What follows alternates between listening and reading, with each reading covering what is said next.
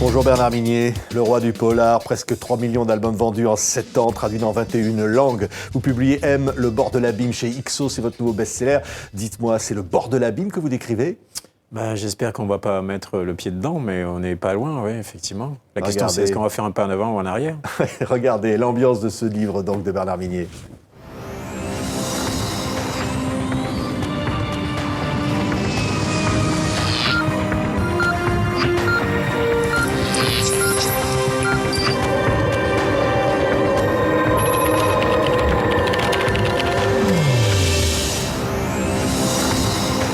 Manipulation, meurtre, c'est ça finalement, je dis presque dire l'avenir, mais non, en fait c'est le présent que vous décrivez dans ce livre.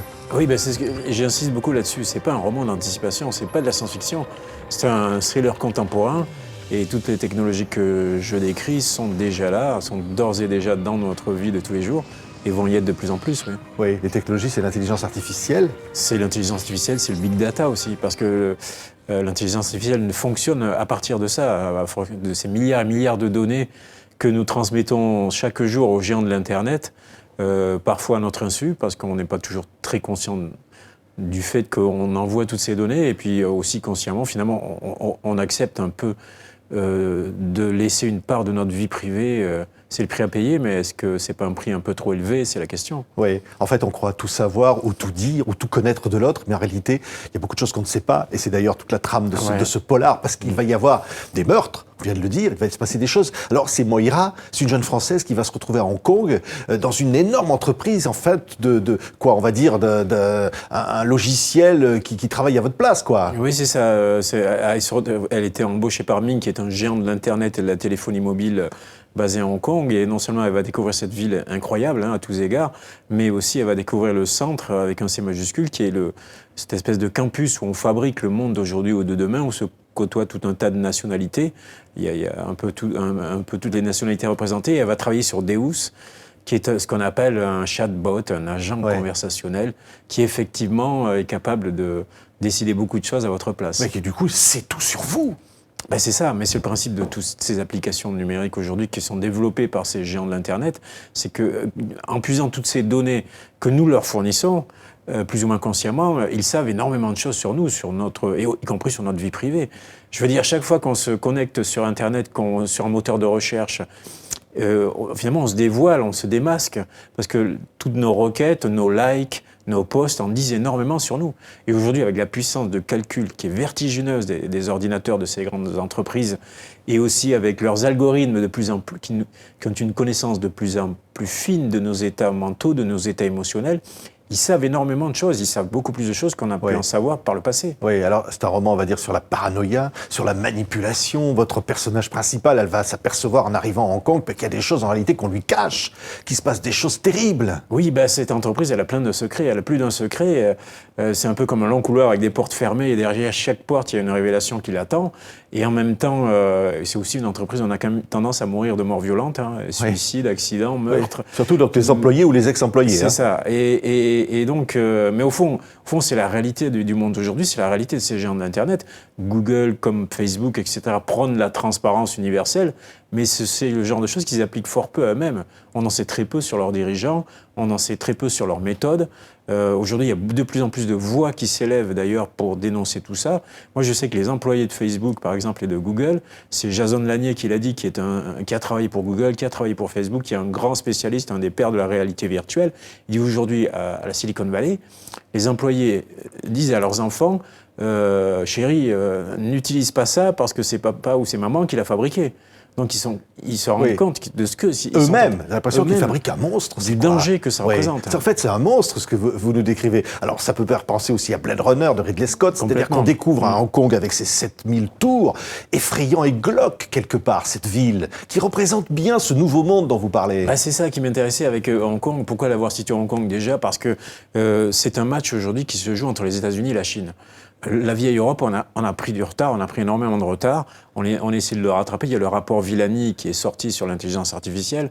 C'est un train qui est lancé à toute vitesse. On va forcément monter dedans à un moment ou à un autre. Dans quelles conditions, on n'en sait rien. Mais ça se joue le match se joue entre la Chine et les États-Unis, et la Chine a pris de l'avance. C'est que la Chine aujourd'hui est le premier et le leader mondial de la recherche et du développement. elle dépose plus de brevets que les États-Unis eux-mêmes.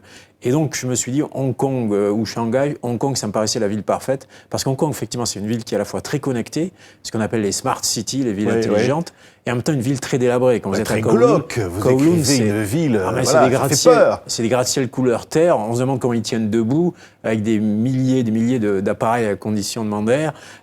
On a l'impression que c'est une ville en ruine, faite de briques et de brocs, chaotique, avec un grouillement de population incroyable. C'est quand même 7 millions de personnes concentrées sur un tout petit territoire. Donc c'est vertical. Il y a plus de 7000 tours d'habitation. Il y a des gratte-ciel partout, mais ce n'est pas les gratte-ciel de Manhattan ou de Vancouver. Hein. C'est des espèces de terres on a l'impression que New York à côté, c'est la campagne. Hein. C'est ça, ouais, c'est des ruches en plus. Et puis il pleut. Moi, j'y étais pendant la saison des pluies. Donc oui, alors justement, parce que, quand vous dites c'est pas un roman d'émancipation ou ni futuriste, un roman d'aujourd'hui, c'est la vérité, c'est que vous êtes allé sur place pour écrire ce livre. Ah, mais je fais toujours comme ça. Tout ça, vous êtes imprégné de cette réalité. Ah, complètement. Puis j'ai pas été dans les lieux où vont les touristes. Hein. Ouais, moi, ça m'intéresse pas du tout.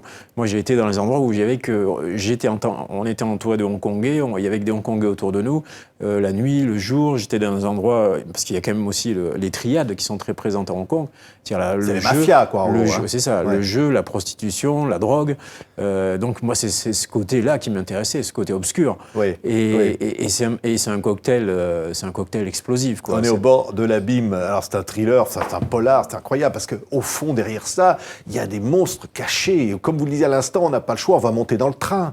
On a l'impression qu'on a abandonné notre liberté. C'est ça. Il y a deux questions centrales, c'est le libre arbitre, hein, c'est la liberté, donc la vie privée aussi, qui de plus en plus se réduit comme peau de chagrin, puisqu'on est tous connectés sur notre téléphone, et à partir du moment où on est sur notre téléphone, on est sous le regard de toutes ces grandes entreprises du net, qui aussi, il faut quand même savoir une chose, c'est que ce sont des gens qui développent des choses de plus en plus transgressives, voire même antidémocratiques.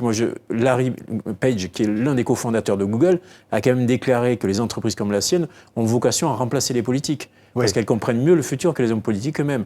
Donc aujourd'hui, ils décident du destin des peuples en passant par-dessus la tête des gouvernements, des États, des opinions publiques eux-mêmes.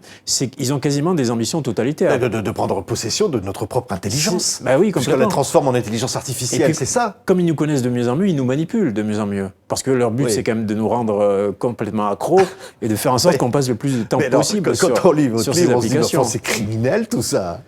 C'est à la limite en tout cas, c'est de la manipulation. Ouais. Mais alors, surtout ce qui change par rapport aux décennies, aux siècles précédents, c'est que c'est une manipulation à l'échelle planétaire.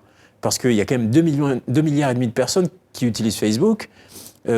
Quasiment toute l'humanité aujourd'hui est connectée, ou une très grande partie d'entre elles. Donc c'est une manipulation à l'échelle planétaire. Et donc c'est une paranoïa aussi à l'échelle planétaire. M, le bord de l'abîme. Quand vous dites le bord de l'abîme, on a quand même l'impression qu'on y est vraiment, on n'est pas loin. Hein. On s'en rapproche de plus en plus. C'est palpitant en même temps, c'est angoissant au fond. Ça fait du bien aussi de lire un roman comme ça. Je reconnais, je suis pas là pour vous rassurer, c'est sûr. Mais en même temps, on prend du plaisir à lire vos livres. On adore se faire peur. Puis c'est quand même un petit cri d'alarme, mais bon, c'est une goutte d'eau dans un océan, mais je suis pas le seul à tirer la sonnette d'alarme. Peut-être la différence, c'est que là, c'est à travers une fiction. Et quand c'est une fiction, le lecteur s'identifie au personnage. On n'a pas beaucoup parlé de Moira, mais il y a cette jeune Française qui a une trentaine d'années, qui arrive là-bas, qui est une spécialiste, mais qui va découvrir effectivement que cette entreprise a plein de secrets. Donc le lecteur va vivre avec elle tout ce qu'elle vit, va découvrir Hong Kong avec elle, va découvrir le centre et l'entreprise Ming avec elle. Et au fond, c'est beaucoup plus facile de faire prendre conscience de certaines choses aux gens à travers des émotions qu'à travers des raisonnements. Les émotions, ça fonctionne toujours. Oui. Et puis l'engrenage qu'il va y avoir derrière. J'allais presque dire, vous êtes un écrivain mondial, parce que vous disiez 21 langues, vos livres sont traduits dans le monde entier, et ça veut dire qu'au fond, on peut raconter ça à la terre entière aujourd'hui, parce qu'on est tous concernés, on vit tous la même chose. C'est sans doute l'aspect le plus positif de la mondialisation, c'est qu'aujourd'hui les frontières sont tombées, et certains auteurs comme moi ont la chance d'être traduits un peu partout. Pour un auteur français, il y a quelques décennies, c'était pas du tout le cas, ou c'était beaucoup plus compliqué. Et oui, moi, ce mois-ci, je m'en vais en Pologne, je m'en vais en République tchèque, je m'en vais en Roumanie et dans d'autres pays ensuite, en Russie. Et je vais rencontrer des lecteurs qui, effectivement, c'est quand même assez amusant, lisent des thrillers français et s'identifient à des personnages qui sont quand même assez loin de leur propre réalité. Mais au fond, pas tellement, parce qu'aujourd'hui, on a tous entendu parler du village global. Aujourd'hui, la planète est un village, quoi. Je veux dire... un utilisateur de iPhone qui habite en Corée, moi j'ai des lecteurs en Corée, qui habitent en Amérique du Sud, où je vais assez régulièrement, ou qui habitent en France, c'est la même chose. Merci Bernard Minier. Allez, rentrer dans le village global là-dedans, enfin, c'est un fantôme, hein, ça fait peur. En tous les cas, ça fait du bien. Et c'est pour ça que vos lecteurs vous adorent. Merci Bernard Minier d'avoir été notre invité.